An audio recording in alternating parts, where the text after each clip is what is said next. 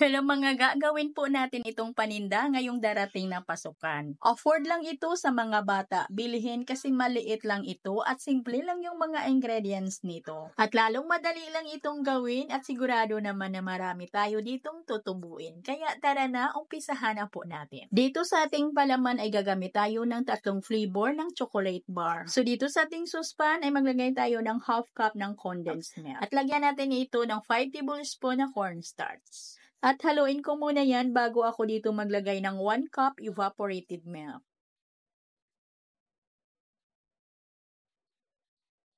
Haluin ng kaunti at isa lang na natin. Lutuin natin ito sa mahina lang na apoy ng ating kalan at continue lang po yung paghalo natin dito hanggang sa ito'y lumapot.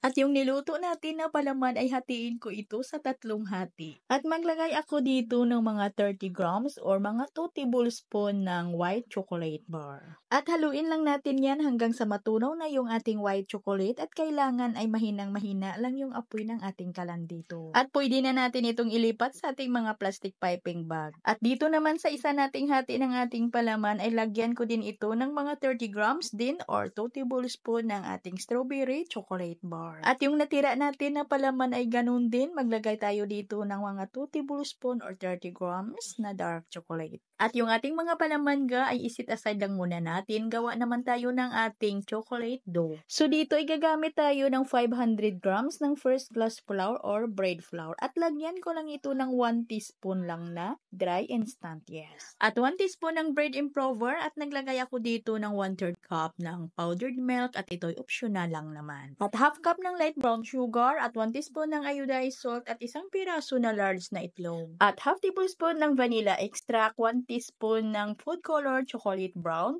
at maglagay tayo dito ng 2 tablespoon na cocoa powder. Half cup evaporated milk at half cup na tubig. Itong ating dough mga guy, pwede naman na idaan or masahin ninyo ito sa inyong mga spiral mixer. At pwede nyo ding masahin ito sa inyong mga stand mixer. Ito kasi yung ating dough ay padaan ko ito sa ating dough roller machine kaya kailangan na tunawin muna natin yung ating mga dry ingredients bago natin basain yung ating harina dito para hindi naman magaspang yung ating dough. At kung baguhan ka pa lang na wala ka pang mga machine ay pwede talaga na masahin mo ito ng manuman. At dobling ingat talaga tayo sa paggamit dito ng ating dough roller machine kasi po ay maaari po tayong maipit. Maipit po yung kamay natin dito. Ang gagawin lang po natin para malayo po tayo sa pagkaipit ng ating kamay ay ihulog lang po natin yung ating dough at yung isa nating kamay ay nakabantay po sa pagsalo po ng ating dough doon sa ilalim. Yun lang po yung dapat na gagawin ninyo mga pagbago ka pa lang dito sa ating dough roller machine.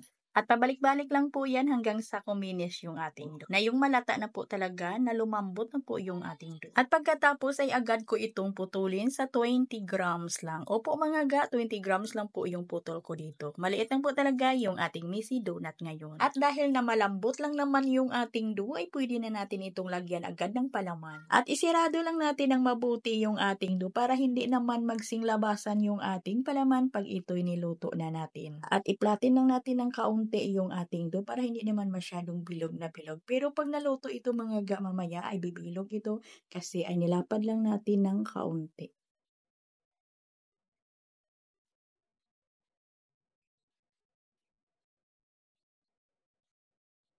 At iris lang natin yung ating dough ng mga 40 minutes bago po natin ito lutuin sa mainit na mantika. At ito yung gagamitin natin para pang prito natin sa ating donut. Gagamit tayo dito ng super dough frying fat ng Achievers. Alam nyo ba na napakaganda gamitin yung frying fat na ito kasi yung ating donut ay lalong lumambot. Kung gusto nyo mag-avail dito ay nasa Orange apps lang. At wala naman ako ditong link mga kundi i-research nyo lang. Ayan yung ating dough mga kahit na nilapad natin yan ng kaunti ay bibilog din yan. At madali lang naman itong lutuin sa katamtamang apoy lang ng ating kalan. At malalaman natin ito pag ito'y luto na kasi nag-iba na yung kulay ng ating dough. At para naman sa pang-coating natin ay gagamit tayo ng ordinary lang na cocoa powder. At mura lang naman yung ating cocoa powder na ordinary. 100 pesos lang po ito per kilo. At dito meron akong 250 grams ng ating cocoa powder pero hatiin ko lang ito mga ga kasi po hindi naman ito mauubos sa ating dough.